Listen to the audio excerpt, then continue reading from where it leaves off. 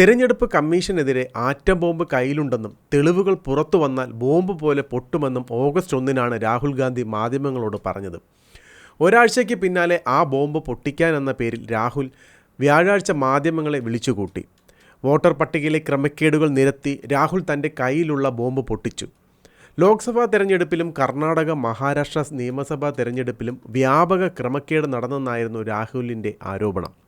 സാധാരണ വാർത്താ സമ്മേളനം വിളിക്കുകയും അതിൽ മൈക്കിന് മുന്നിൽ ഇരുന്ന് കാര്യങ്ങൾ വിശദീകരിക്കുകയും ചെയ്യുന്നതാണ് ഇന്ത്യൻ രാഷ്ട്രീയത്തിലെ പതിവ് രീതി.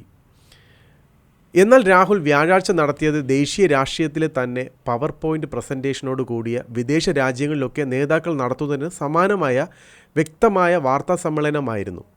IT കമ്പനികളുടെ അവലോകന മീറ്റിംഗ് മാതൃകയിൽ പറയാൻ ഉദ്ദേശിക്കുന്ന കാര്യങ്ങളെ ആകെ വോട്ടും അതിലെ കൃത്രിമം എന്തൊക്കെ എങ്ങനെയൊക്കെ ഓരോ വിലാസത്തിൽ ഇത്ര പേർക്ക് വോട്ട്, വോട്ടറുടെ പിതാവിൻ്റെ സ്ഥാനത്ത് 0 അങ്ങനെ രേഖാപ്രകാരം ഓരോ സ്ലൈഡുകളാക്കി എന്താണ് എങ്ങനെയാണ് എന്നാണ് രാഹുൽ അവതരിപ്പിച്ചത്.